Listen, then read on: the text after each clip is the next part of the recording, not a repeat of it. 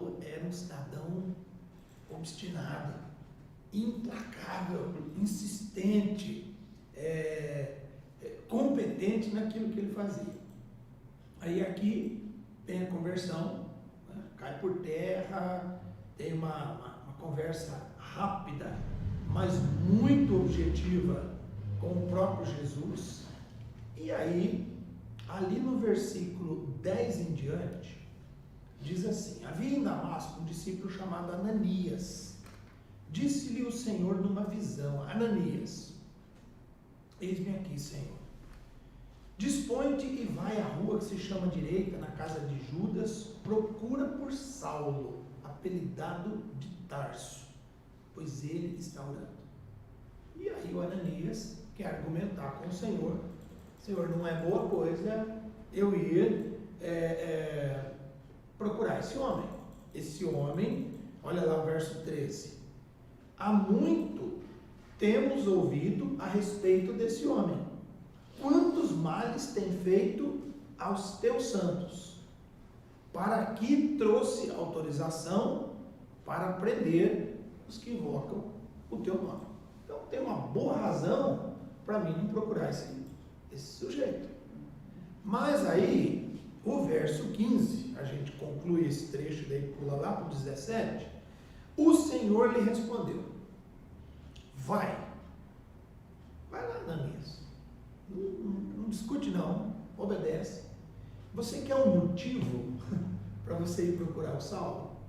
Esse que você me deu para a gente não procurar ele, que ele é um cara obstinado, que ele tem feito muito mal, que ele tem autorização para prender, esse eu deixo de lado. O que importa é esse agora, Ananias. Este, o Paulo, o Saulo, é para mim um instrumento escolhido para levar o meu nome perante os gentios e reis, bem como perante os filhos de Israel. Então aqui, antes do Paulo saber, o Ananias já estava sabendo qual ia ser a função dele, qual ia ser o trabalho dele a partir de agora. Ele deixa de ser perseguidor, deixa de fazer maldade, deixa de ser um obstinado em caçar irmãos, porque a partir de agora, Ananias, ele é um instrumento escolhido para levar o meu nome perante os gentios e reis, bem como os filhos de Israel. E o 16 vem de brinde, né? Olha o 16 aí, minha irmã. Esse 16 ele vem de acessório. Essa parte aí podia ficar sem, né? Pois eu lhe mostrarei quanto lhe importa sofrer pelo meu nome. O contrato de trabalho do Paulo com o Senhor podia ficar só naquela primeira parte. Ele é um instrumento escolhido para falar para reis, para gentios, bem como para os filhos de Israel. E de bônus, é assim que a gente fala, quando você acerta com a empresa que você vai trabalhar, os benefícios. Você acerta o salário, aí eles vêm com um pacote de benefícios: plano de saúde, seguro de vida, associação recreativa, o que mais? Vale transporte, os benefícios. Plano odontológico, tem uma série de coisas. Às vezes 14º salário, participação nos lucros. Paulo tinha uma tarefa, ele foi contratado, escolhido para levar o evangelho aos reis, aos gentios e aos filhos de Israel. E como benefício, como vantagens do cargo, ele vai ver o quanto lhe importa sofrer pelo meu nome. É muito estranho.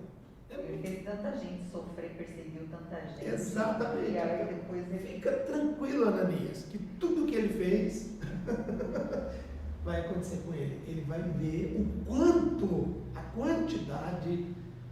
Eu imagino que aqui o Senhor está tentando dizer assim, a quantidade e a qualidade do sofrimento que ele vai passar pelo meu nome.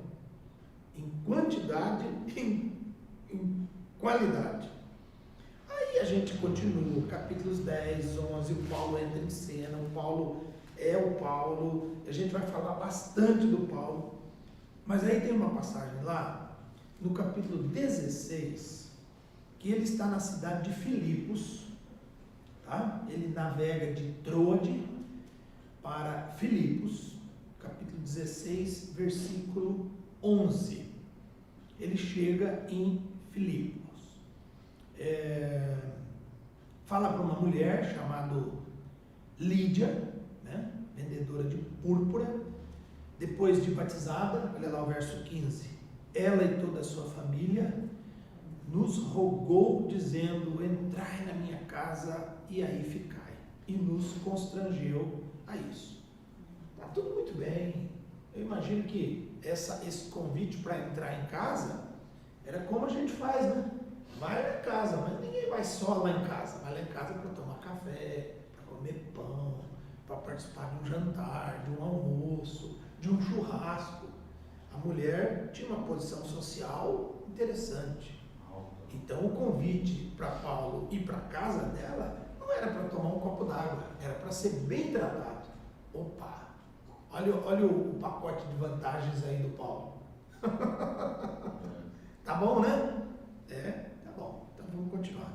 Aconteceu que indo nós para o verso 16, para o lugar da oração, nos saiu ao encontro uma jovem possessa de espírito, a qual, adivinhando, dava grande lucro aos seus senhores. Seguindo a Paulo e a nós, clamava, dizendo: estes homens são servos do Deus Altíssimo e vos anunciam o caminho da salvação. Isto se repetia por muitos dias. Então Paulo, já indignado, voltando-se, disse ao Espírito. Havia uma provocação. O Espírito aqui, ele não falava para enaltecer a função do Paulo. Ele falava em tom de zombaria. Ele estava zombando da função de Paulo. E aí o Paulo, diz a Bíblia, indignado, chega disso, depois de muitos dias: Espírito, eu te mando, em nome de Jesus Cristo, retira-te dela. Na mesma hora saiu. E aí a gente sabe também o que vem acontecer, que essa moça era fonte de lucro para os seus proprietários. E aí Paulo vai ser preso, verso 19 em diante, né? Os arrastaram para a praça, levando aos pretores, disseram: estes homens perturbam a nossa cidade, propagam costumes que não podemos receber nem praticar. Verso 22, grande multidão, unida contra eles, rasgando-lhe as vestes, mandaram açoitá-los com varas. Aí vem os benefícios. O jantar, o almoço na casa da Lídia, esse esquece. O que importa é esse aqui. Já que o acordo era: ele vai saber o quanto importa sofrer pelo meu nome. E por isso ele vai sofrer. Apanha, açoites, varas. Olha lá o 23, minha irmã. Depois de lhes darem muitos açoites,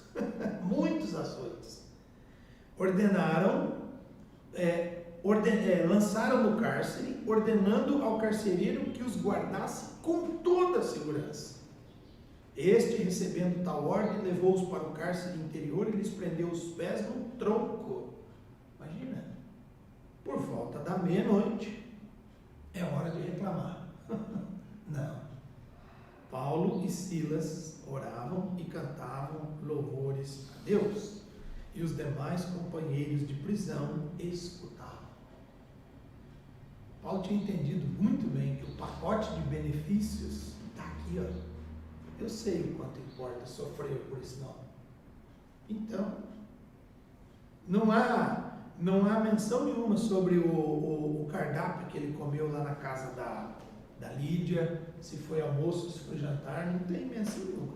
Mas aqui tem detalhes de quanto ele foi preso, de como ele foi preso, açoitado, no cárcere interior, preso pelos pés no tronco. E daí o que o Paulo faz? Meia-noite, ora e canta louvores a Deus. A gente gente sabe o desfecho da história, o que vai acontecer naquela noite, e ainda assim, alta madrugada, o Paulo entra na casa do carcereiro e fala de Jesus para ele e a sua família. Então, não importa o momento, Paulo vai estar cumprindo a sua função. Paulo vai estar sempre disposto em cumprir a sua missão, o seu propósito. Então, poxa, eu fui escolhido para isso. É isso que a gente estava falando agora, né, pastor? A fonte de ânimo dele não era, não podia nunca Você vê muito ser na que ele está circunstância. falando em Paulo mesmo, né? Que é um cara que sofreu no ministério mais que Paulo, nós somos fichinha. Não, cara, aqui, ó, né? Mas o ânimo dele estava. Ele chegou numa cidade interessante, foi na casa de uma pessoa interessante, livrou uma moça de uma possessão demoníaca terrível, onde ela era escravizada por isso, e o pagamento que ele recebe é surra, prisão, cárcere da pior qualidade, e mesmo assim, na hora que ele tinha a mínima chance de sair livre, de sair numa boa, de, como a gente fala, ir à forra com o carcereiro, ele não faz nada, eu ainda tenho um projeto para você, meu irmão. Eu ainda vou na sua casa, que todo mundo na sua casa hoje, ainda nessa noite, vai se tornar cristão. Então, olha que entendimento maravilhoso, profundo, do que era a missão do apóstolo Paulo. Ele entendia muito bem isso. Então, que Deus nos abençoe e que também nós possamos, na medida do nosso entendimento daquilo que Deus tem colocado em nossas vidas, compreender e aceitar essa missão, né? Eu tenho algo para ser feito, eu preciso fazer algo, eu tenho um projeto de Deus na minha vida. Então, que o Senhor nos abençoe nesse sentido. Vamos orar? Nosso bom Deus e Pai, louvado seja o seu nome. Amém. E nós pedimos em nome de Jesus a sua bênção sobre esta manhã, sobre esse tempo, que seja muito rico, abençoado, produtivo, para a honra e glória do seu nome. Amém. Muito bem. O pastor Irã eu comecei há 3 semanas o Novo Testamento. A gente deu aquele salto do Velho Testamento para o Novo Testamento. A porta de entrada no Novo Testamento, é claro, são os Evangelhos, Jesus Cristo, a plenitude dos tempos, o melhor que podia haver para essa humanidade caída, que é o Salvador vindo nos redimir, nos resgatar, nos dar um acesso, uma entrada aos céus, de uma maneira que no povo judeu ficava restrito, como a gente falou. O povo judeu não tinha obrigação de evangelizar, o povo judeu, a religião judaica não era proselitista, ela tinha a incumbência de conquistar, não de evangelizar, não de criar discípulos. E com Cristo, a coisa muda totalmente de figura, né? O ministério de Jesus é ide fazer discípulos, prega o Evangelho, aqui em Samaria, na Judéia e nos confins da terra. Nunca parem de fazer isso. Vocês vão dar a vida por isso. O que ele faz com Pedro, com João e tantos outros é dar totalmente a vida. Vocês vão dar a vida por este ministério, por este Evangelho da salvação. E aí a coisa caminha, né? Você já deve ter falado sobre o surgimento da igreja, Atos, a importância daquela concentração, daquele tempo. Bom dia. Olá, bom dia. Deixa. Você tem Bíblia, né? Trouxe uma Bíblia assim. Trouxe. Isso. A gente está fazendo aquela. Ela estava aqui com o pastor Irã? Não, tá. Né? Aquela ligação, Jesus, Evangelho, Nova Aliança, plenitude dos tempos, a A mensagem da salvação a todos, quando você vira a página para o Velho Testamento, é judeu. Lá é povo judeu, é uma nação escolhida a partir de Abraão. Jesus abre todas as portas. Não tem mais o povo de Israel. Né? Se bem que todo o ministério de Jesus foi para o judeu. Foi na Judéia. Foi ali. Foi em Israel. Foi em Jerusalém. Cristo nunca saiu dali. Ele não evangelizou nas fronteiras de Israel. Mas o momento certo ia acontecer. No momento certo.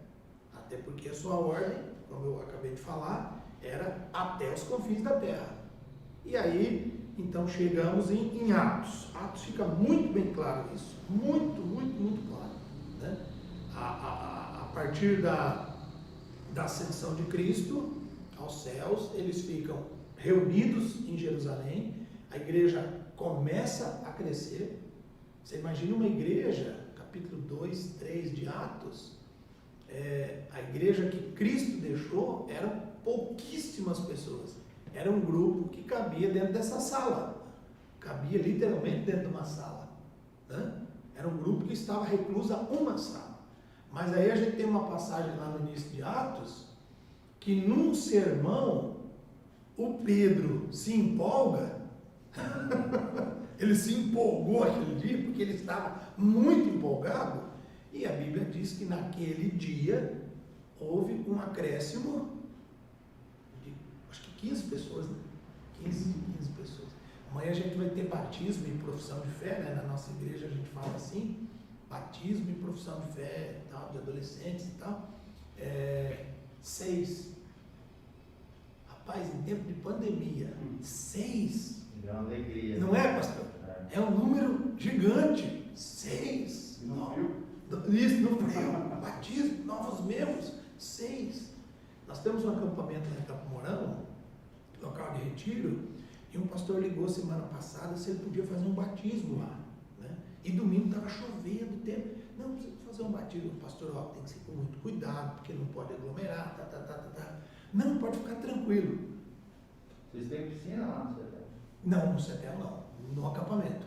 No acampamento. É, no acampamento. Que é outro lugar. É outro lugar, é saindo para Goerê lá. Lembra a estrada antiga que ia Campo Mourão, Moarama? Vocês têm uma estrutura de acampamento também? Tem uma estrutura grande de Legal. acampamento. Lembra que Fora o CETEL. Fora o CETEL. Mariluz, lembra? Mariluz, Sim. Moreira Salles, Janiópolis. Não, eu conheço ali esse trajeto. Então, Eu já vi essa placa. Isso, quase chegando, dá 7 quilômetros da cidade. 7 quilômetros. E lá tem piscina. Tem piscina, daí tem um lago. E ele pediu para ele fazer um batismo. Pastor, cuidado, pastor, não pode muita gente. Não, fica tranquilo. É uma senhora. Então, olha o que a gente está fazendo, pastor, no tempo de pandemia. Esses dias eu fiz o batismo de Nossa Senhora. Se deslocando 7 quilômetros, eles foram em 20 pessoas, família, membros da igreja, 20 pessoas, 5, 6 carros, para batizar uma pessoa. Glória a Deus, louvado seja Deus, amém. Mais uma. Voltando ao trecho, quanto que foi acrescentado naquele dia? 3.000. Depois que o Pedro se empolgou, 3.000. 3.000 depois de um sermão. Gente, isso aí é padrão Billy Graham. 3.000 pessoas.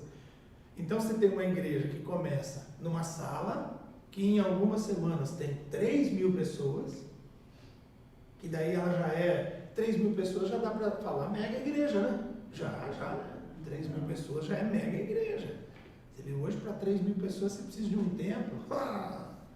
E estacionamento, então, para 3.000 pessoas. Quase 10 pastores, né? Isso. Né?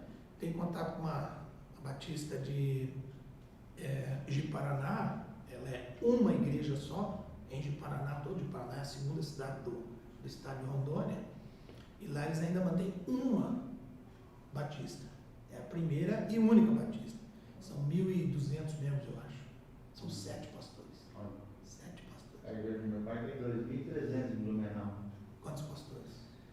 São 5. Então, Não dá conta. não, é uma loucura. Só que é uma igreja em células. Então Aí ela tem trabalha outros bem. líderes para Isso. ajudá-los. Senão não dá conta. Cada pastor cuida de 40 células. Você imagina?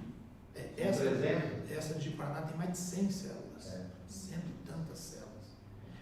Pois bem, a nossa igreja, a igreja de Cristo, dos primeiros dias, tem uma aí que é dos últimos dias, né? Essa é dos primeiros dias, a igreja que Cristo deixou com Pedro, é contigo, meu amigo. Você vai dar conta dessa função, dessa missão.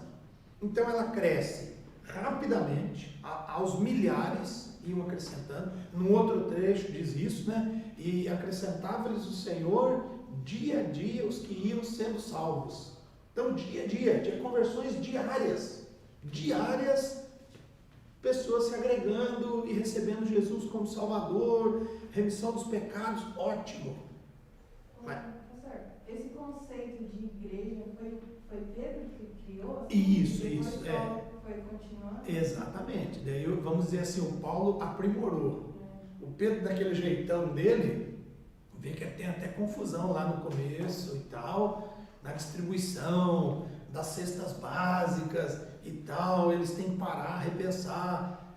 Não é certo que a gente fique preocupado com mesa, com montar cesta básica, a gente tem que pregar a palavra. Então vamos levantar pessoas, lembra? A escolha do Estevão, de 7 homens cheios do Espírito, para eles montarem cestas básicas. E aí surge, bem nesses dias aí, o Paulo, para perseguir a igreja, para ser conivente na morte do Estevão. Mas a gente fez uma breve devocional aqui, onde o Paulo é transformado, é dado uma nova visão de perseguidor para perseguido, né?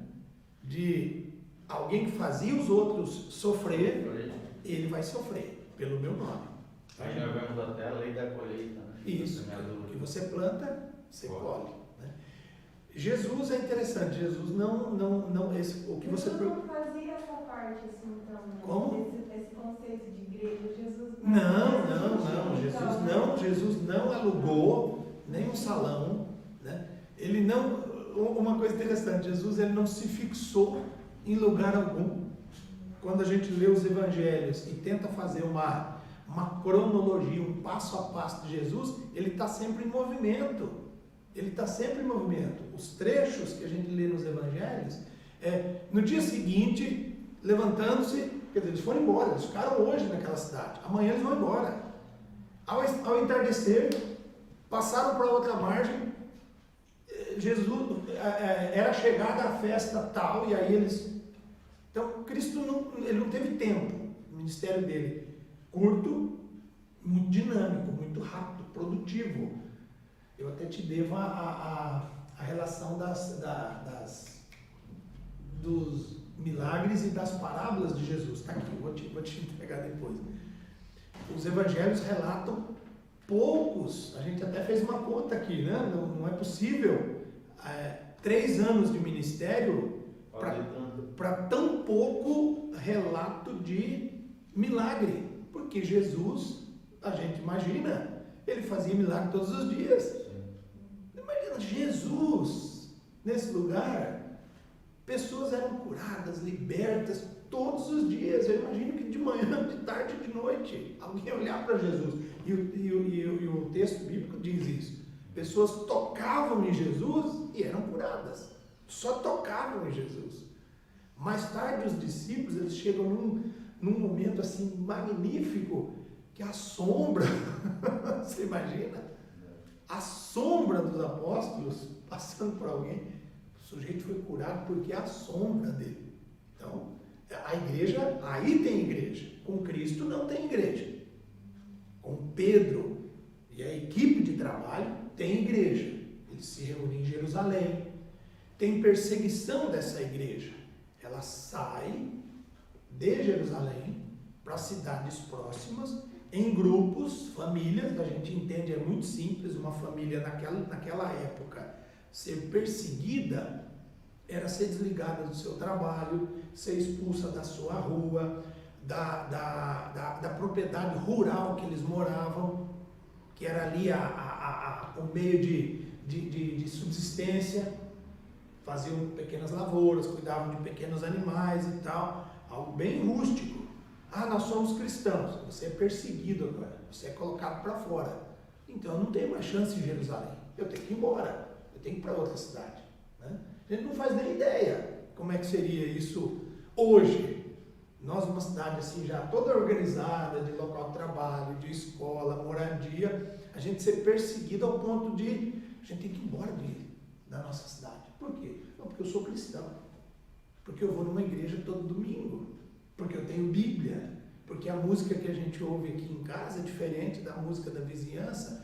Então eu fui demitido do meu trabalho. A gente não tem nem ideia, meus irmãos. Mas não fazemos nem ideia, não sabemos o que mencionar isso, não. Só quem passa por isso, na Arábia Saudita, na China, no Afeganistão, Coreia do Norte, o cara vai preso. Né? E relatos que a gente tinha muito fortes da antiga União Soviética, lá dos anos 70, na Romênia, na Hungria, naqueles países do leste europeu, que o cidadão, se ele aparecesse com uma Bíblia na rua, ele ia preso. É um absurdo. Enquanto que aqui no Brasil a gente não faz nem ideia. Eu digo sempre isso para o pessoal. Nós não temos a mínima noção do que é perseguição. Às vezes um jovem reclama, o pessoal tira onda comigo, tira sarro, faz piadinha, zombaria, porque eu não vou nas confraternizações da empresa, porque lá eles bebem. Eu falo, cara, isso não é nada. Isso não é nada perto de perseguição, onde pode custar a sua vida em outros lugares. O cidadão tem que fugir, porque em último caso, ele pode até morrer. Então a gente ouve de relatos, lê relatos, testemunhos de pessoas que tiveram que sair totalmente da sua família no interior da Índia, porque ele chegou para os pais e anunciou que ele aceitou Jesus como Salvador. Ele foi batizado. Isso é um absurdo para algumas classes e alguns lugares no interior lá, né, da Índia. Não nas grandes cidades, mas onde a cultura é mais pesada no interior, ele tem que sair, ele tem que fazer as malas e ir embora da cidade. Porque às vezes é só a interação da família. Exato, isso, não, isso, ou então ele é assim, segregado, né? A gente não vai querer mais contato contigo, você não é mais meu filho, você imagina, que absurdo. Nunca mais entre em contato conosco, não venha nos visitar, é um absurdo. A igreja passou por isso, num primeiro momento, rapidinho, após a criação da igreja. E a igreja, minha irmã, diferente do conceito que a gente tem hoje. Então, era tudo mais informal. Eles não tinham lugar para se reunir. Eles não tinham um templo. Hoje a gente já se preocupa com isso, né, pastor? Antes de ter as pessoas, a gente se preocupa em ter um lugar legal para as pessoas. Porque você não convida ninguém para se reunir embaixo de uma árvore, num parque. Enquanto que no primeiro momento a igreja fazia isso. Ela se reunia em lugares públicos, lugares comuns, a céu aberto, não existia. Muito nas casas, era muito comum nas casas também, mas você imagina a casa de 2000 anos atrás. O conforto, o tamanho, a estrutura dessa casa, como é que eram os banheiros dessa casa, 2000 anos atrás, no Oriente Médio. Então, você não recebia centenas de pessoas numa casa. Hoje a célula funciona muito bem, por quê? Porque ela tem um número limitado. Tranquilo, 12 pessoas na minha casa, eu consigo cadeira para todo mundo, o banheiro comporta todo mundo, 14, 16 pessoas, eu posso servir até um dia ou outro lá um jantar para essas pessoas. Mas 2000 anos atrás era impossível você chamar centenas de pessoas, porque você não ia ter comida, prato, nada para tanta gente, né? É interessante ver Cristo com os discípulos no monte, quando a preocupação dos discípulos é essa: despede esse povo para eles arrumarem comida. Despede eles, Jesus, para que eles vão pelos campos, pelas vilas, achem uma padaria aberta aí, porque esse pessoal vai começar a reclamar de fome e a culpa vai ficar nas nossas costas. Primeiro Jesus alcançou os pães. Isso, despede eles. Eu imagino que já tinha criança correndo no meio dos pais lá e pedindo comida. A gente já está ouvindo a reclamação. Então, e aí Jesus resolve fazendo um milagre maravilhoso, né? Mas enfim, essa é a igreja com os discípulos no primeiro momento, mas que tinha uma ordem precisa: cresçam, avancem, falem de Jesus para as outras pessoas. Quem crer e for batizado será salvo. Mas como é que essas pessoas vão crer se alguém não falar? Então tem que ter alguém sempre falando. E surge o nosso personagem, depois de Cristo, o mais profundo no Novo Testamento, que é o apóstolo Paulo, o evangelista Paulo, o missionário Paulo. O que a gente sabe do Paulo é que ele era contemporâneo de Jesus, ele tinha pouca diferença da idade de Jesus, né? Talvez um pouco acima, um pouco abaixo, mas ele era ali, né? Especula-se aí no máximo 5 anos de diferença entre Cristo e Paulo. Jesus é assunto aos céus e tal, e aí surge esse homem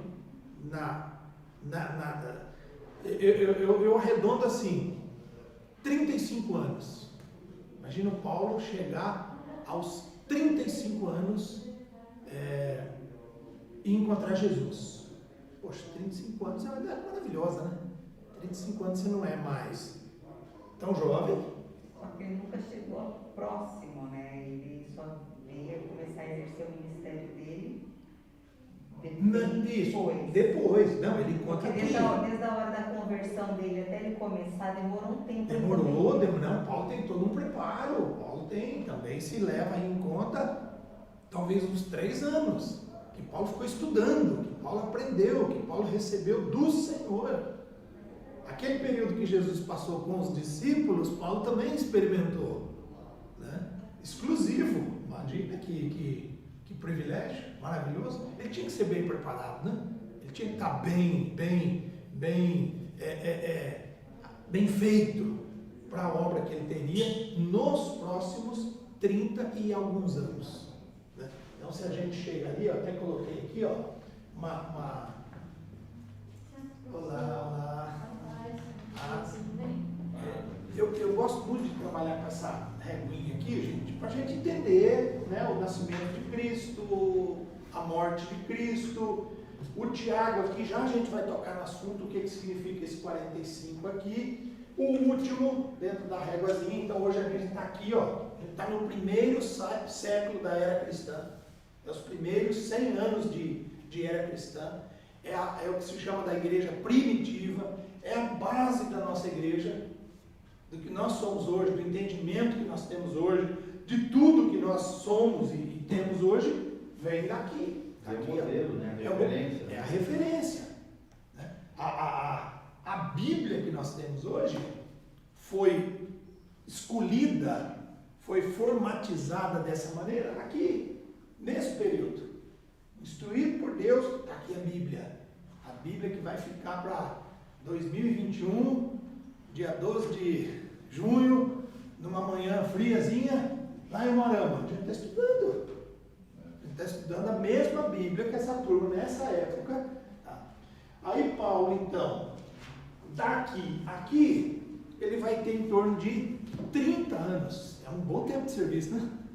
É um bom tempo de serviço. Voltando a reforçar aquela ideia, 30 e poucos anos, você já não é... a aposentadoria dele. Isso. E uma aposentadoria em grande estilo, nobre, mas que custou caro, hein, pastor? A contribuição para o... a contribuição que ele deu, é a contribuição, né, que a gente faz no carnê do INSS, quando a gente está com a carteira assinada lá, é a contribuição no Lerite, aqueles 10, 12% lá, que você contribui para depois de 30 e poucos anos se aposentar, né? O Paulo deu uma alíquota um pouco maior, ele contribuiu bem mais. Mas, falando ainda da idade, eu vejo um homem maduro, mas com muita energia.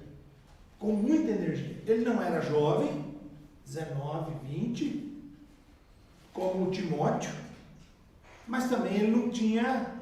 Cristo foi estratégico, pegou a pessoa certa, com a idade certa, no momento certo, com o nível de conhecimento preciso.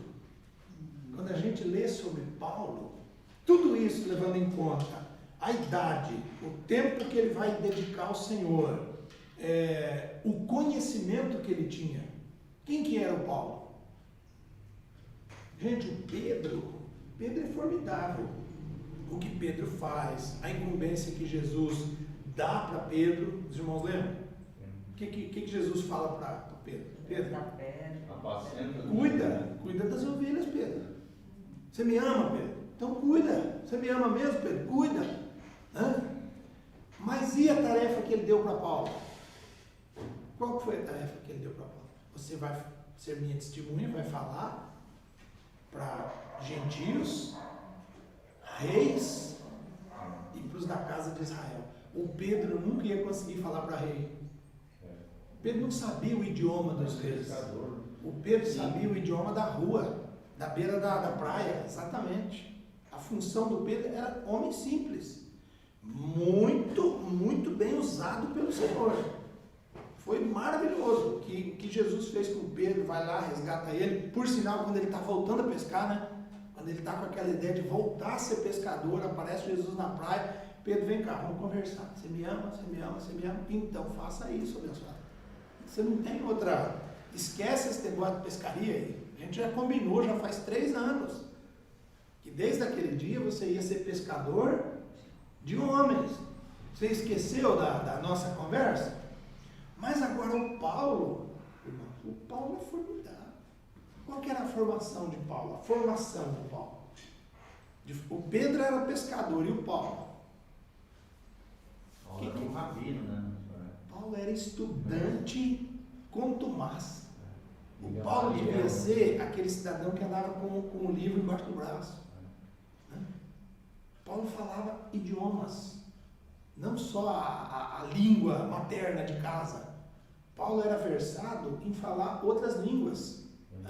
Tem uns empolgados aí, Paulo falava 5 idiomas, é muito idioma, eu acho, para aquela época, né? Mas se ele falasse 3 idiomas, o grego, ele teria acesso a conhecimento, cultura. Ele entrava em qualquer supermercado da época, banco, sacava dinheiro. Por quê? Porque eu falo grego. O hebraico, ele tem acesso a tudo que vem de trás. Toda a cultura, todo o canon bíblico antigo, os profetas, Moisés, está tudo na memória dele. Ele cresceu ouvindo aquilo naquela língua, no original. E o latim. Sim, que era cidadão romano. Que era para ele caminhar no dia a dia, para ele pegar o táxi. O táxi, ele pegou muitas vezes táxi, né? Quando ele saía do porto, que ele saía de um barco, eu imagino que ele pegava uma carroça. E ele chamava o cara da carroça em latim. E assim vai. Ele tinha passaporte romano. Passaporte romano naquela época era como qualquer um de nós tem um passaporte ou da comunidade europeia ou dos Estados Unidos. A gente ou do Japão. A gente entra aonde a gente quer.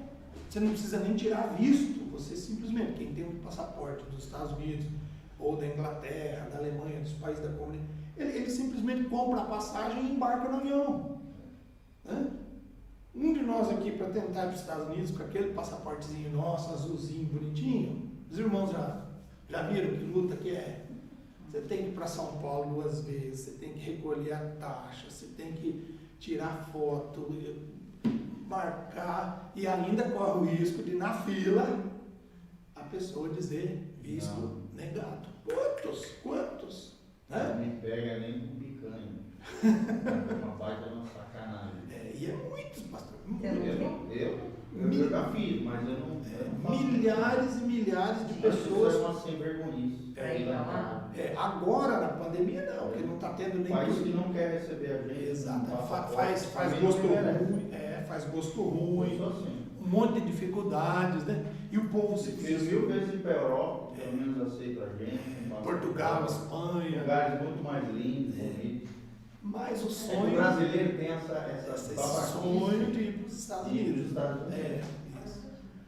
Não, mas a Europa, eu acho a Europa muito mais rica, muito culturalmente. Isso, da cultura que vem de lá, do quem vai para os 2 lugares fala assim, eles é uma porcaria. Exatamente.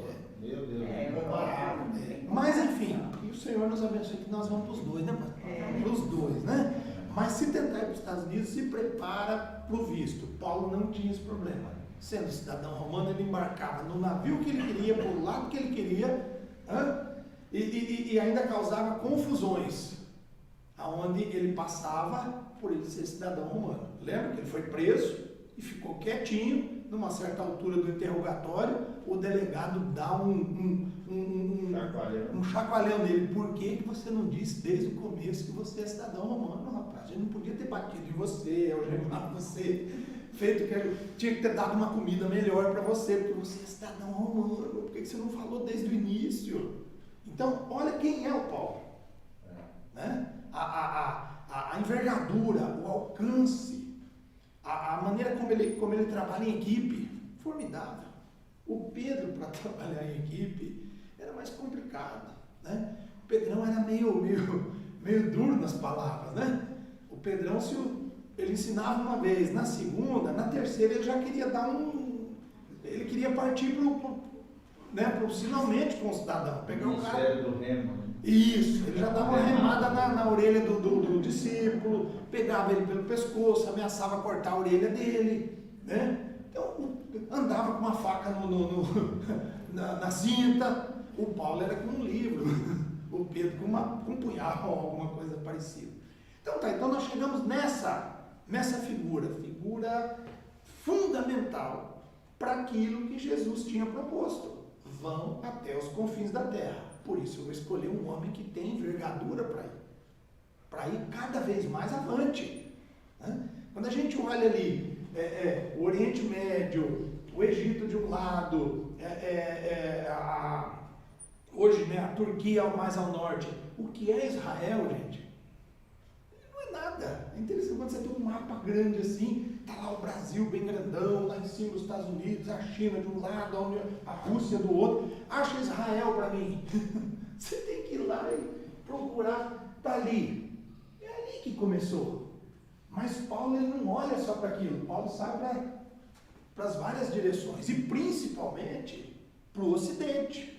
O Paulo é aquele que dinamiza a coisa para o lado do Ocidente. O alvo do Paulo era ir cada vez mais longe. Roma, né? Espanha.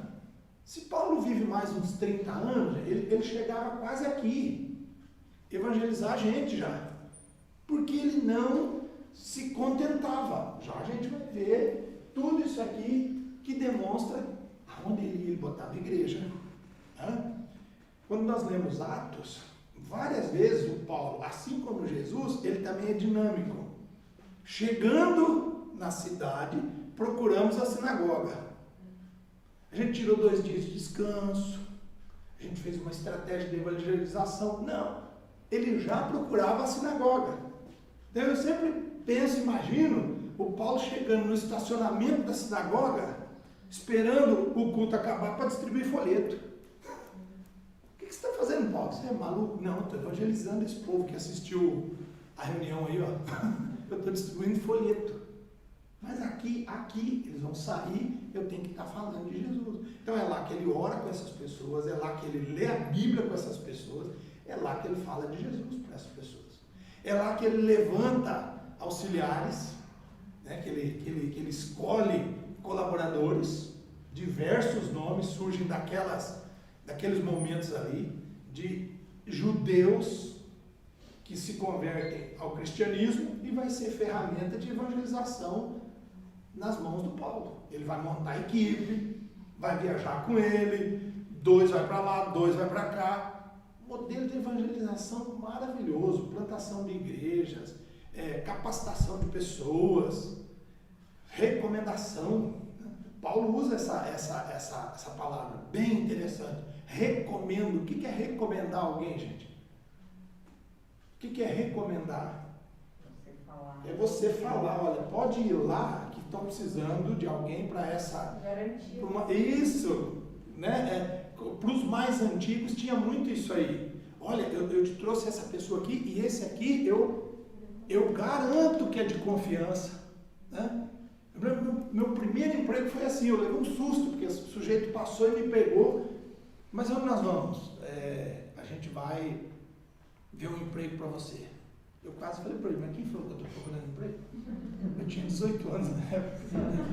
Eu quase falei para ele, um missionário americano, vamos falar bem agora dos americanos, né?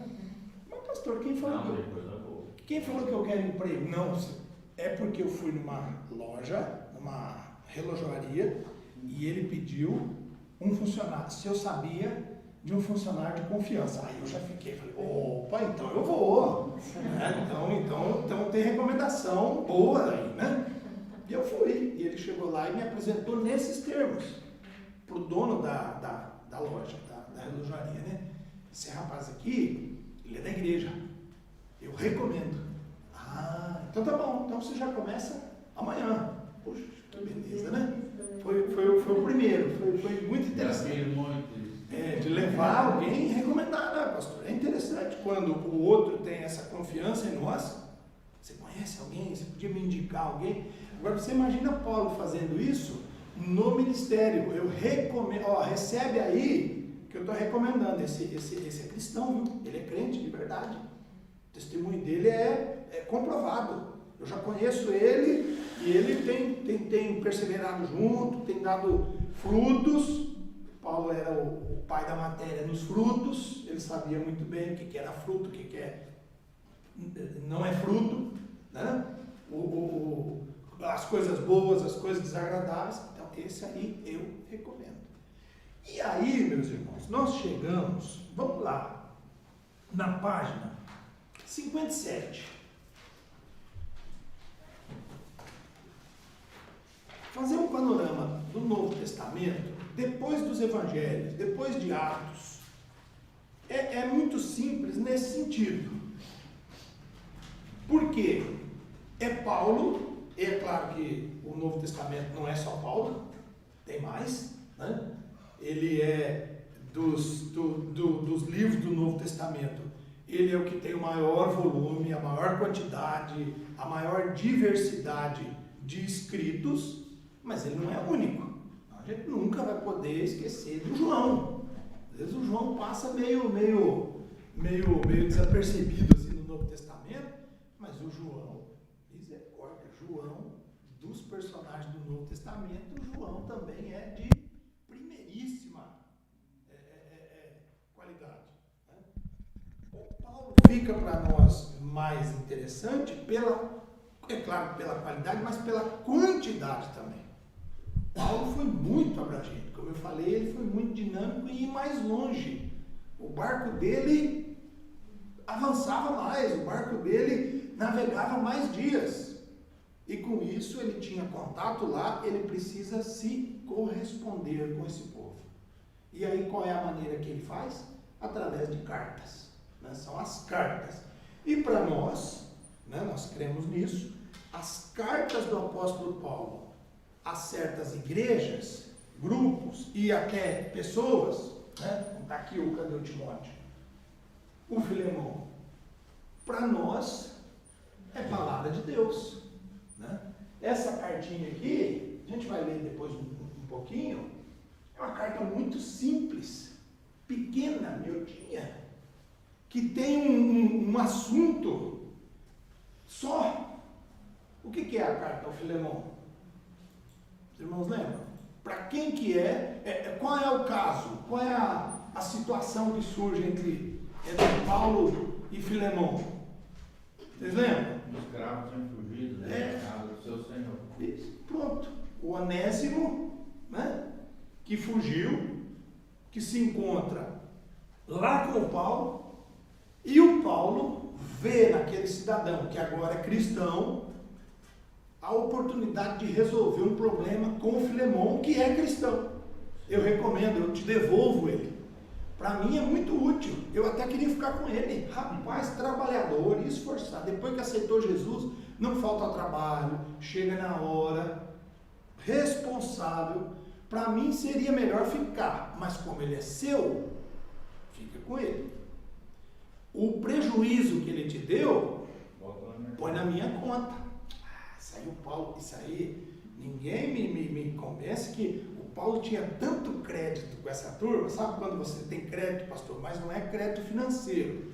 Você tem crédito de amizade, de companheirismo, de ter auxiliado o cidadão tantas vezes, aí você pergunta para ele, quanto que é? Mas você sabe que ele não tem coragem de falar o preço. Por quê? Porque você é amigo. É mais ou menos como pegar dinheiro do pai ou da mãe, né? Quem já emprestou?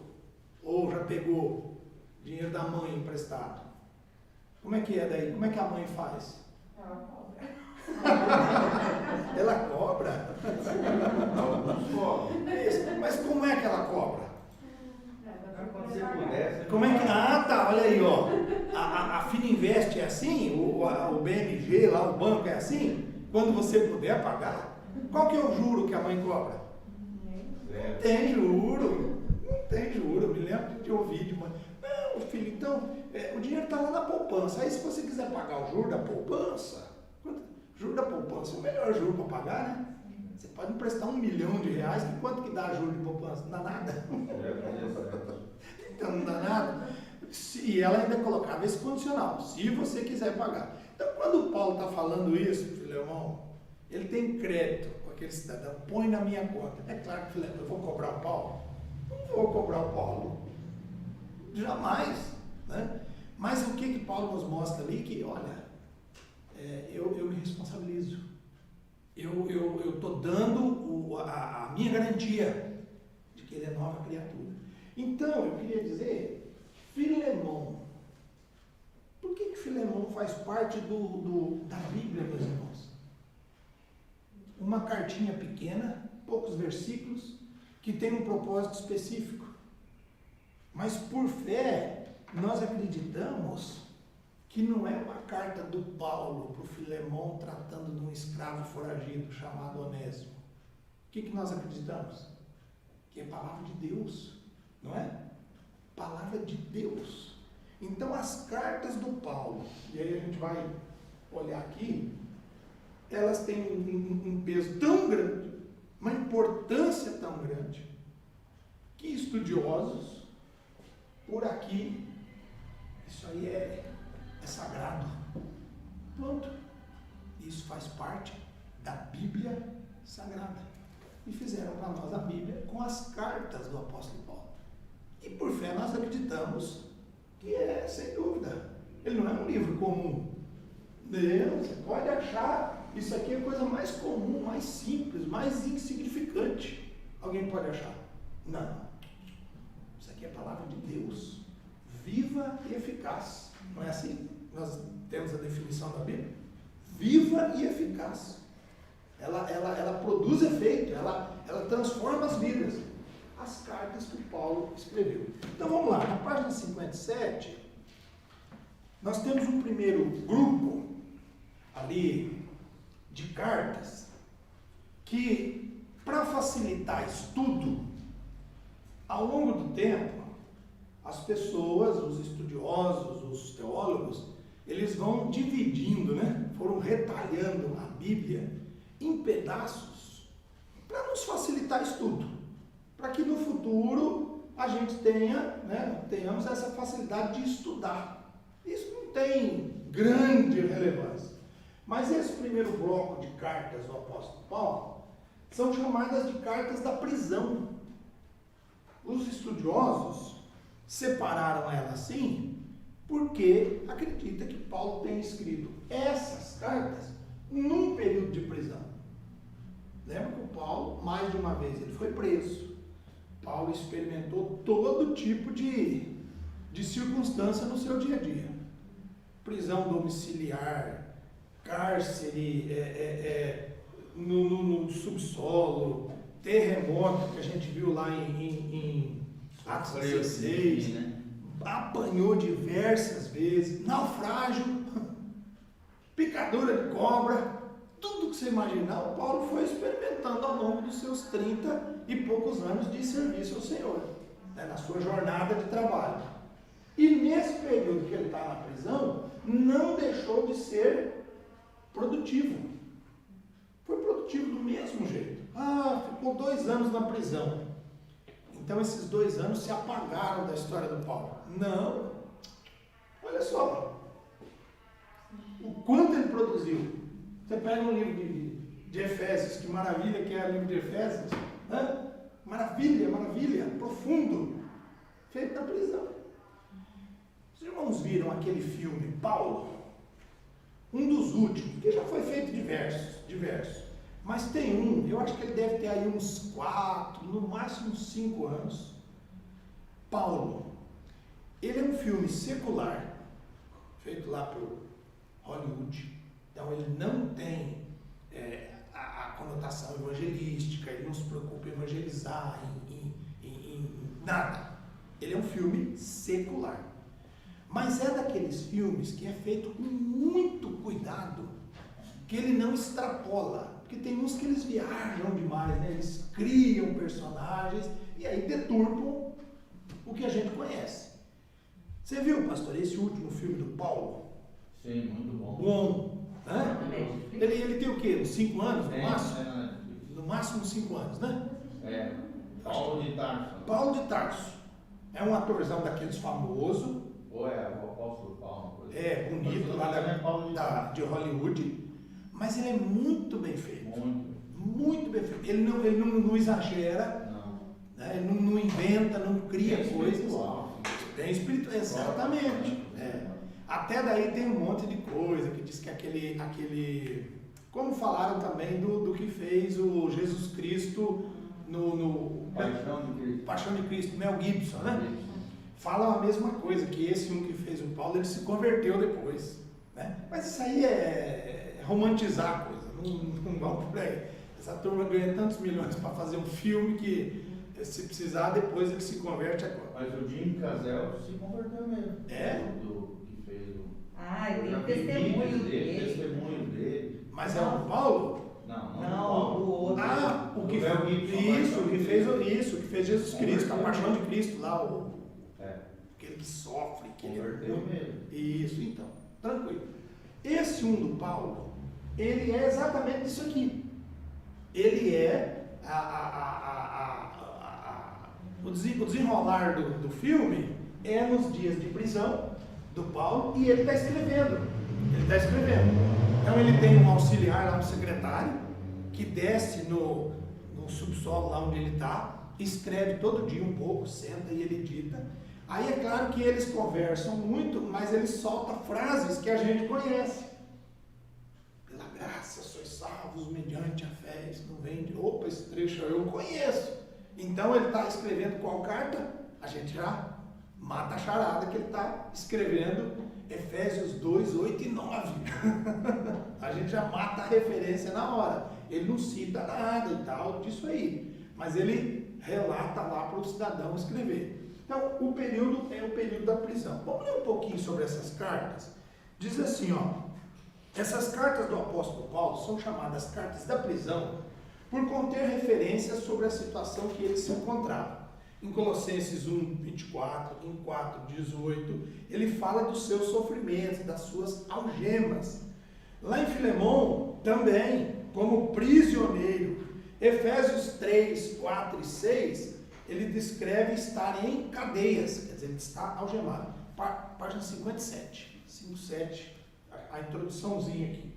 Com essas provas, comentaristas entendem todas estas cartas escritas da prisão em Roma. Primeiro, Colossenses, não está bem na ordem aqui, o livro aqui acabou ficando fora da ordem que a gente se acostuma, né, a ler e manusear na Bíblia, mas Colossenses, essa é uma das 2 cartas escritas por Paulo a igrejas que ele não havia fundado. Colossos, uma cidade linda, maravilhosa, também tem uma igreja que não é fundada por ele, né? Provavelmente é segunda geração. Né? Isso, é uma igreja mais antiga e Paulo já entra com a igreja estabelecida. A igreja... Dizem os especialistas, provavelmente foram discípulos de Paulo que se converteram e foram discipulados por ele em Éfeso, em Atos 19, lá, né? Na escola de Trajano.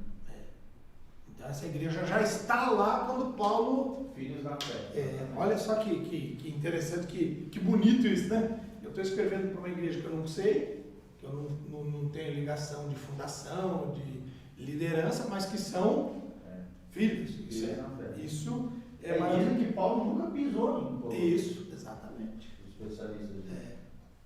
O que é totalmente fácil de entender, provável, porque a rota, os caminhos e tal, né? Então, Colossenses, abra na sua Bíblia, eu sei que todo mundo está com Bíblia aí, vamos abrir para Colossenses, e quem tem a sua Bíblia de estudo, né?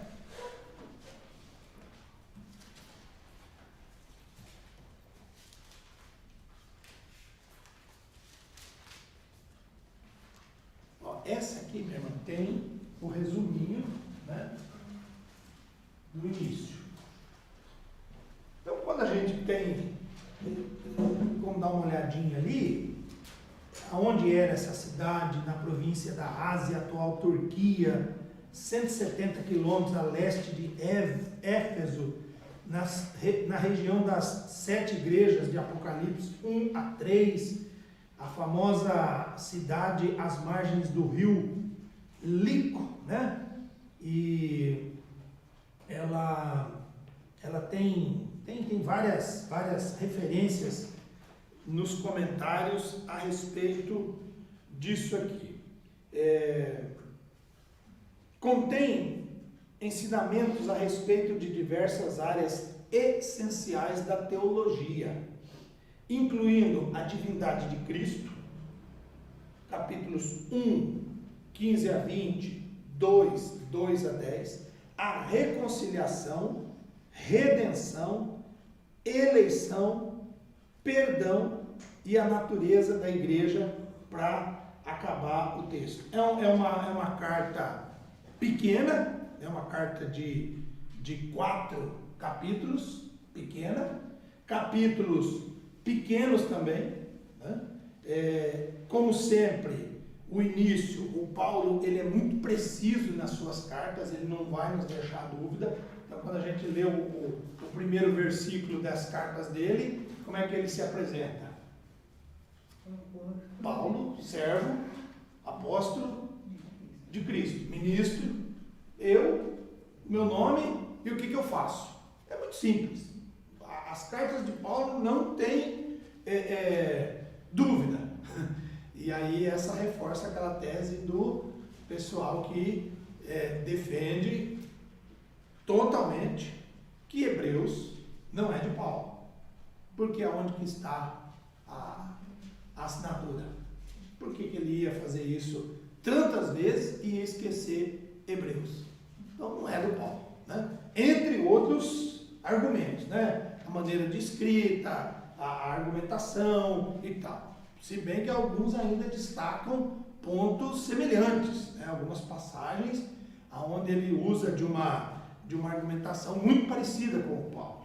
A retórica do Paulo, perguntar, responder, também tem em menor número, mas tem em Hebreus.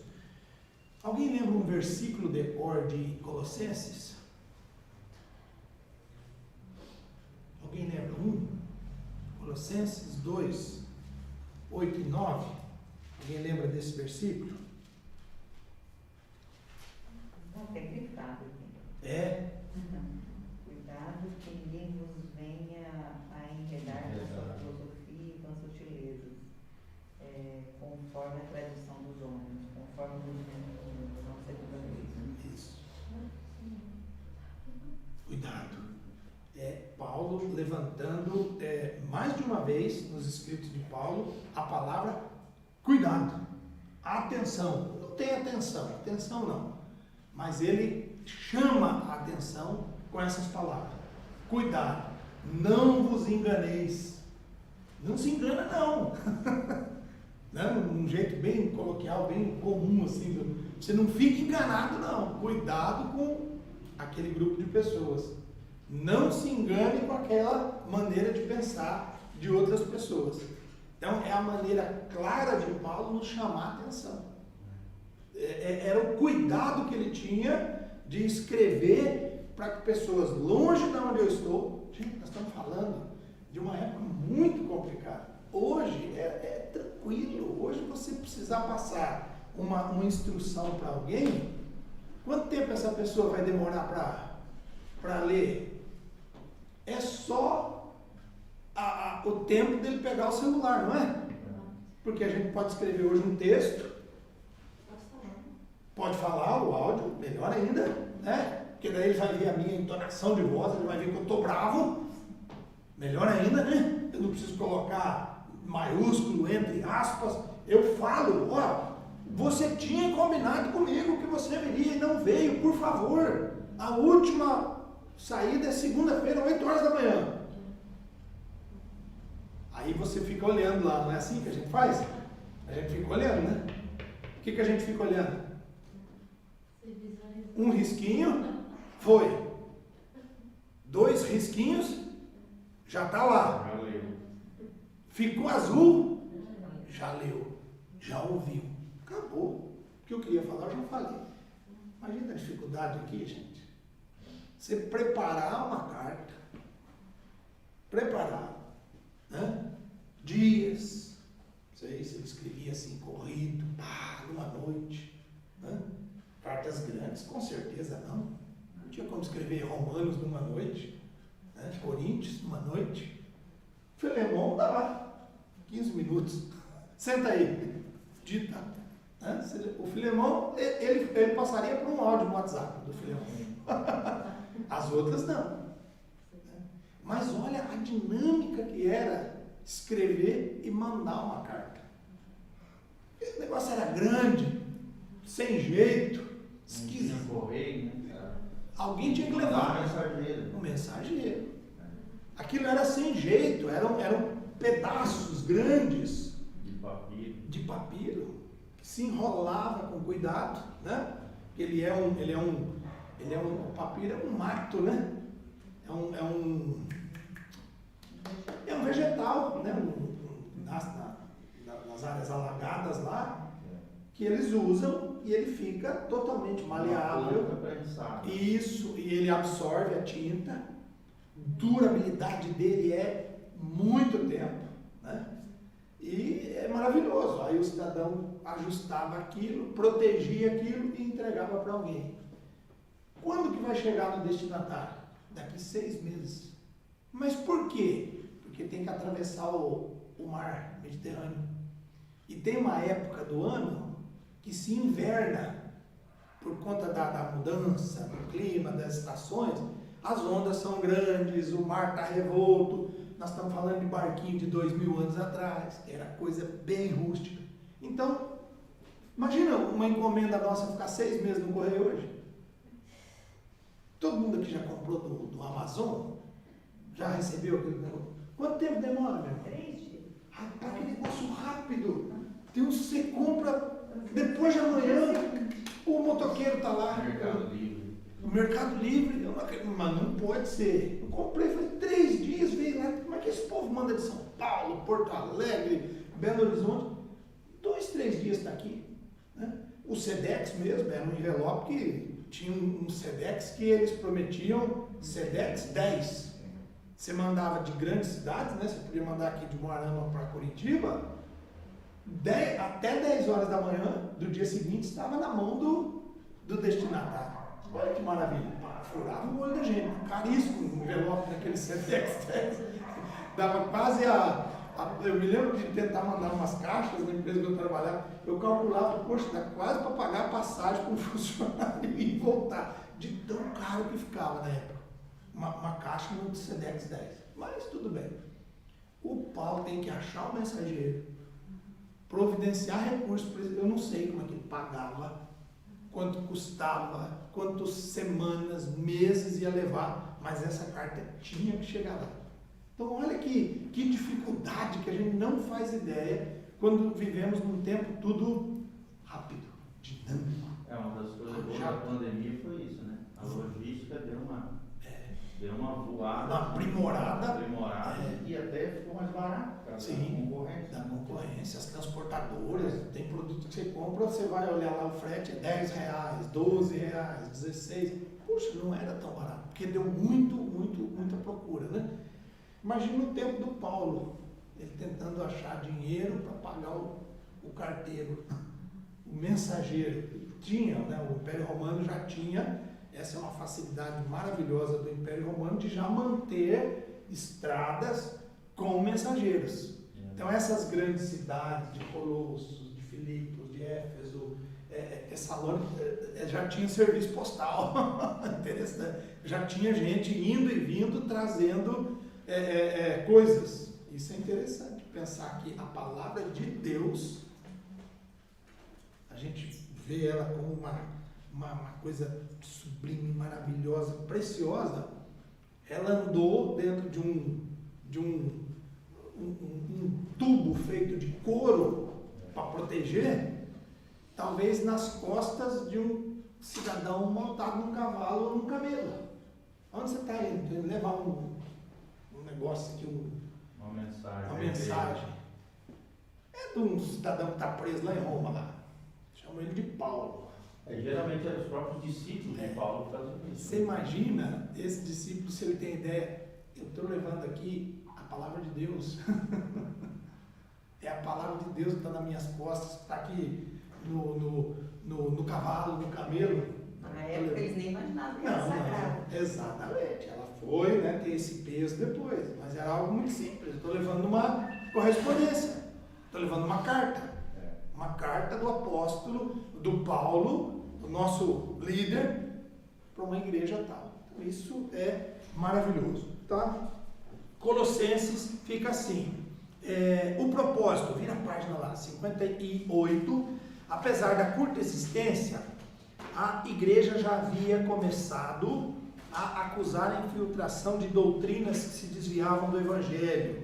Essa notícia recebida por Epáfras alarmou a Paulo, que se achava preso, e foi principalmente para responder a esse problema que esta epístola foi escrita.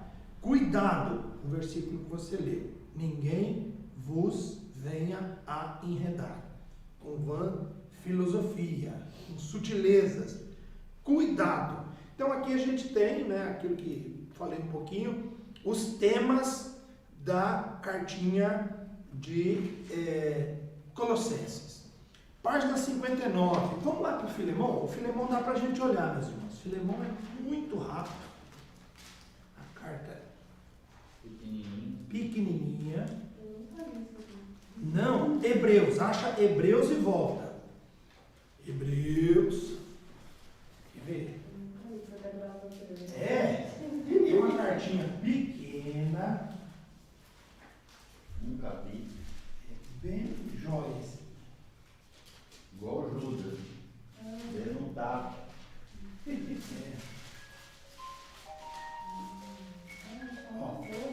uma folha. Ó, aqui, né? 1 a 20 a... Não, menos. 25. 1 a 25. São 25 versículos. Os 3 primeiros, aquele jeitão do Paulo, prisioneiro de Cristo, irmão Timóteo, ao amado Filemão, nosso colaborador, a irmã Áfia e a Arquipo, é assim que pronuncia? O Arquipo? É Arquipo, né? Porque ele não tem acento, ele não tem nada ali, né? Nosso companheiro de lutas, e daí eu gosto desse endereço aqui, meus irmãos. Esse endereço da igreja é formidável, né? É aquilo que a gente falou no começo. É vizinho do Hebreus, meu irmão. Eu estava... Isso, um atrás do Hebreus. Aonde que está a igreja ali? Qual que é o endereço da igreja? A igreja que está em tua casa. Bonito isso aqui, né, irmão? Olha a célula. É a célula, a ideia de célula, né?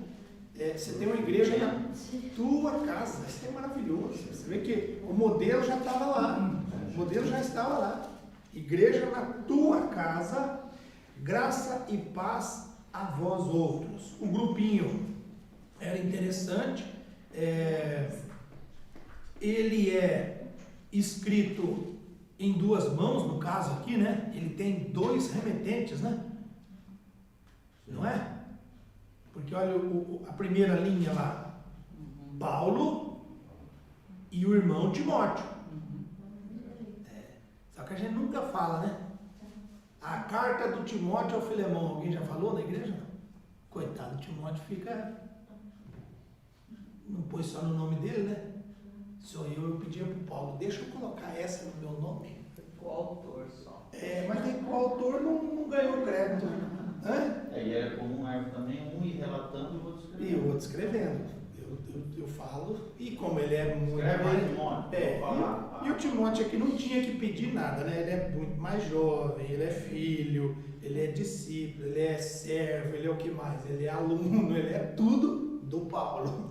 Então, já valeu então, né, Paulo? Colocar meu nome, né? Então tá bom, então fico assim, né?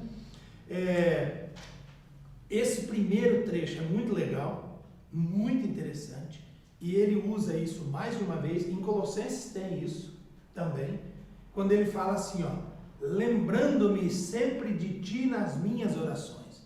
Colossenses tem 2 orações. Ele ora pelos Colossenses 2 vezes. Você imagina recebermos uma carta aonde o nosso líder deixa claro, eu estou lembrando de vocês nas minhas orações. Não cesso de dar graças por vós. Dia e noite oro por vocês. Isso é maravilhoso, gente. Olha o valor que isso tinha para encorajar as pessoas. Então, quando Paulo... E essa é a verdadeira cobertura espiritual. Isso. Eu estou orando por você. Estou orando não por você. Não é manipulação. Não. Tem que fazer o que eu quero. Exatamente. Né? Tirar a autonomia das pessoas. É a cobertura em oração. E a gente vai aprender. Não toma a sua decisão, mas eu vou estar orando. Eu vou estar orando por você. Autonomia. Tem umas coisas que é só com o tempo para o Senhor ir matando a gente aos poucos, assim, né? Matando mesmo, né? Eu me lembro de visitar uma pessoa, volta e meia estava lá uma vez por mês e tal. Aí lá pela 4ª visita, e era esse, ela já tinha pego isso aí, de aconselhar, de ajudar, ele perguntar. Mas lá pela 4ª ou 5ª, ele falou, pastor, você não vai orar por mim?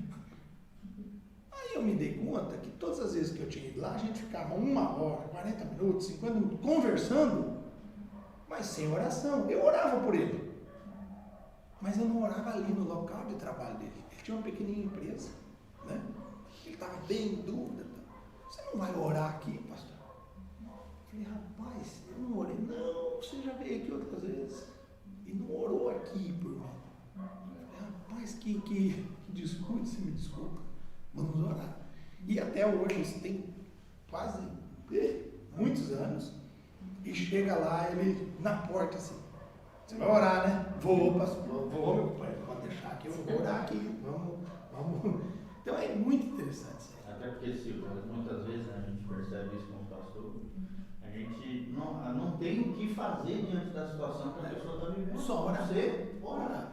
Vamos pedir orientação de Deus. Que é o aqui. recurso mais poderoso. A pessoa chega com você, passou com uma dívida de 1 milhão.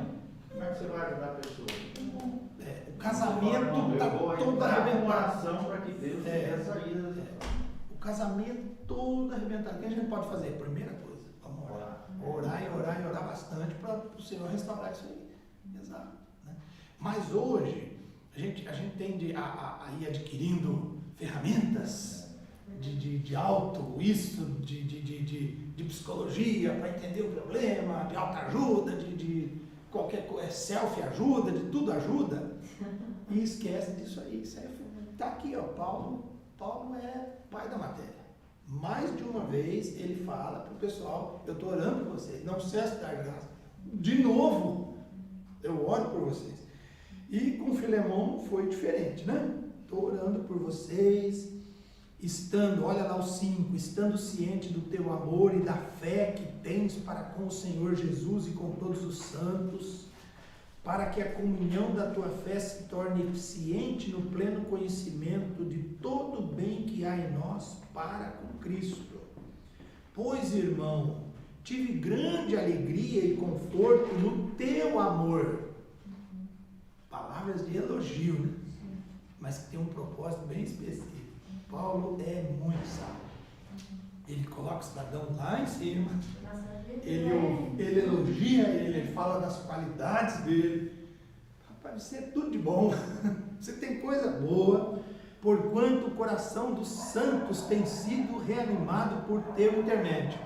Agora, deixa eu te pedir uma coisa. Por acaso esse cidadão, depois de ouvir isso, vai deixar o coração do Paulo triste? Não vai. Então aqui, pastor, é mais uma estratégia que ele nos ensina. Quando você chegar para aconselhar alguém, elogia, vê os pontos bons, né? Às vezes a gente já chega arrebentando e tal, e a carne quer fazer isso mesmo, né? Já quer chegar pegando ele pelo pescoço. Será que ele não tem alguns pontos de elogio, de grandeza? Tem, sempre tem, né? Sempre tem. Então, vamos. E Paulo deixa isso claro.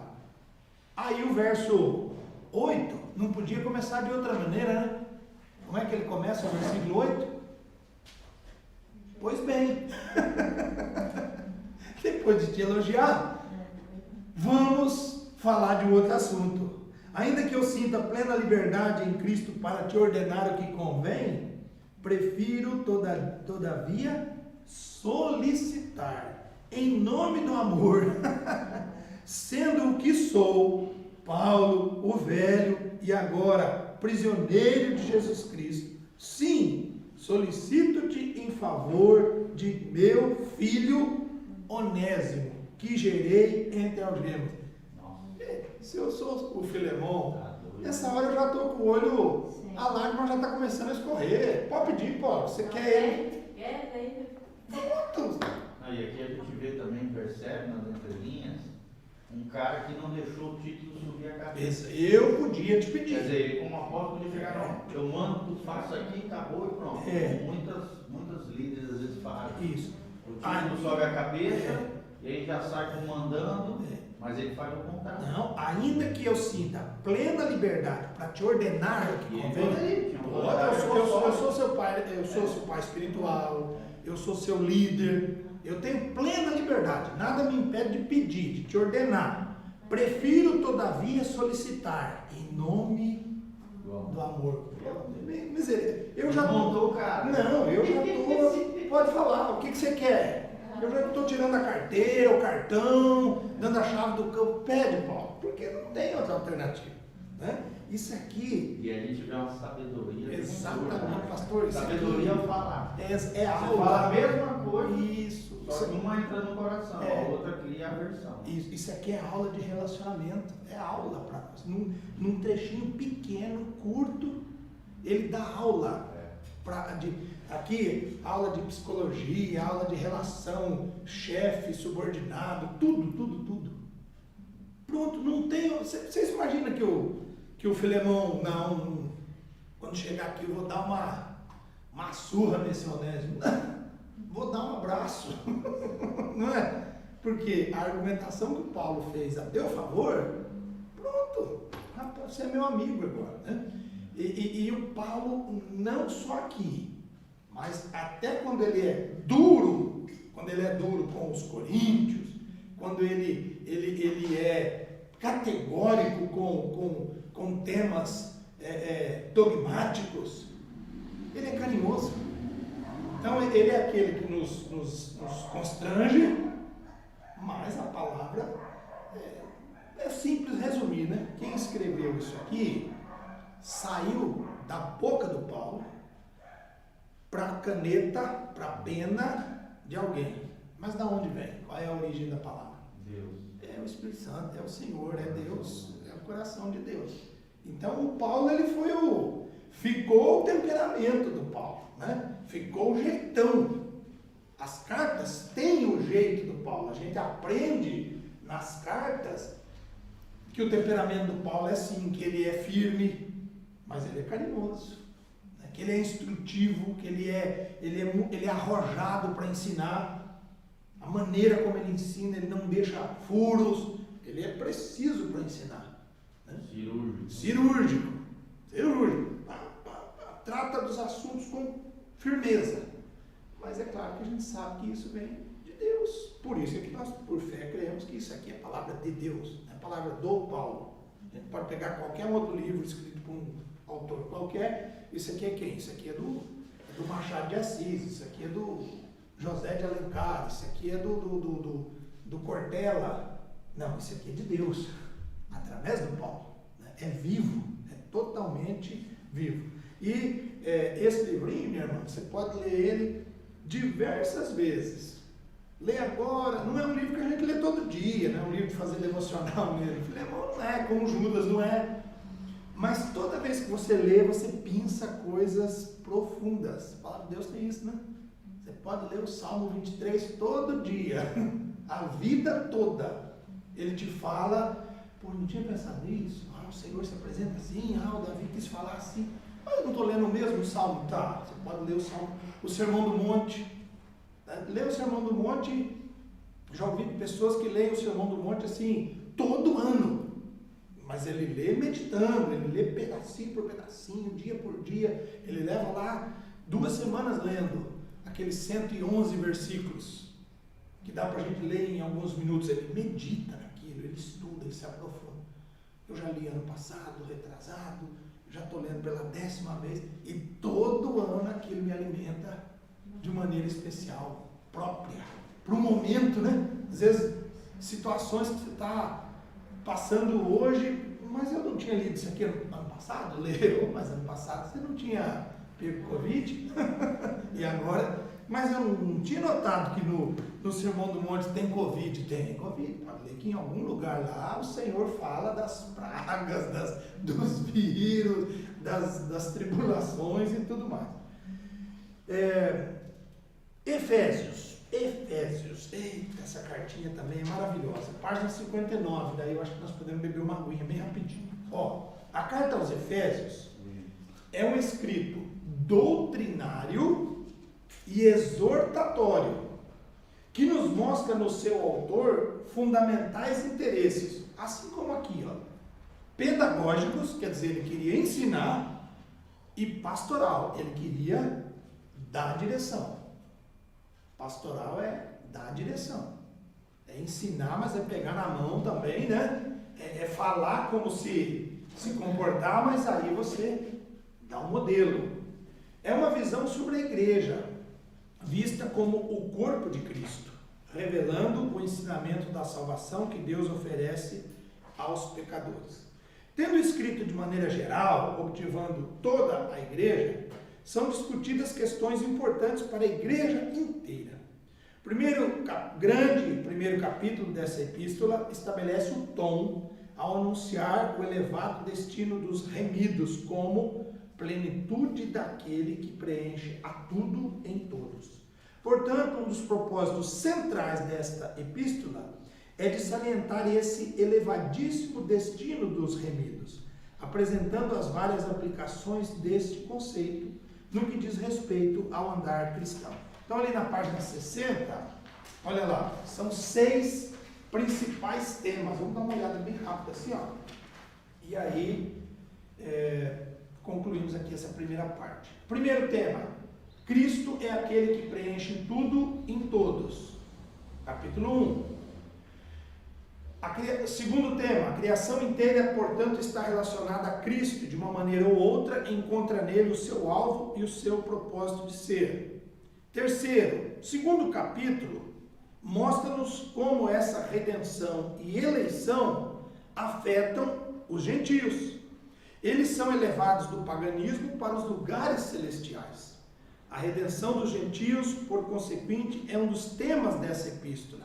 Tudo isto se revestia de significação pessoal para o próprio apóstolo. Efésios 2, 8 e 9, alguém lembra? Pela graça sois salvos mediante a fé.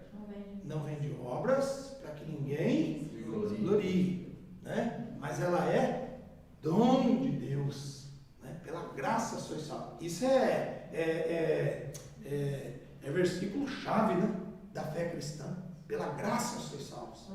A fé cristã e a fé cristã pós-reforma vem brigando com isso há muito tempo. Veja que desse período aqui até 1517, a fé cristã foi sido contaminada, mesmo com este versículo: pela graça sois salvos mediante a fé, não de obras para que ninguém se glorie. Daqui para frente, ela foi cada vez mais sendo contaminada, ao ponto de que ali no meio da Idade Média, o cidadão podia comprar perdão, lembra? O cidadão podia, mesmo depois de morto, se ele tivesse um grupo de interessados na alma dele aqui, ele podia ser livrado do purgatório através das nossas indulgências. Imagina, eu poder ter esse poder. Deixa eu pensar bem, eu acho que meu avô não foi para o céu. Ele está passando um tempo no purgatório. E é bastante tempo, porque meu avô era boca suja, meu avô era desonesto, mentiroso, traiu minha avó. Então eu acho que vai ficar uns 10 mil anos no purgatório. Mas eu posso livrar a barra dele, né? Comprando indulgência. Você imagina, gente? Efésios 2, 8 e 9. Pela graça sois salvos. Pronto. Por todos os defeitos que ele tenha tido, ele aceitou Jesus.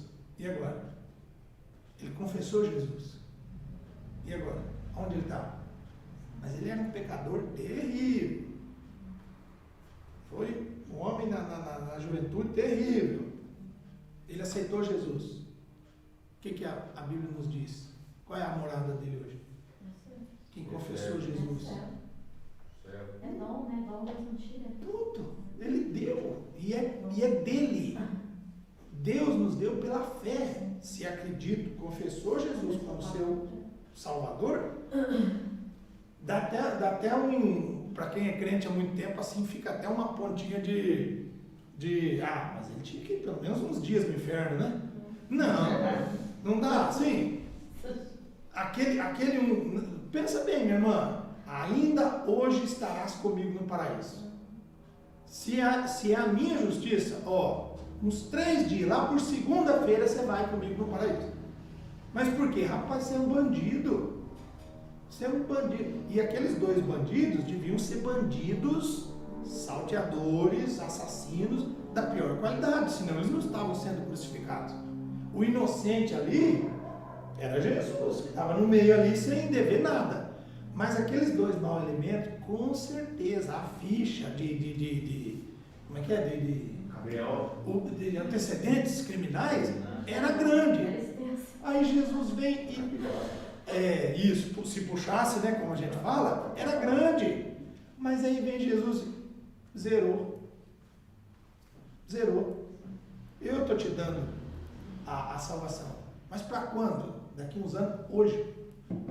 Pronto. O que eu fiz? Acabou. Aquele gesto de máxima misericórdia, né?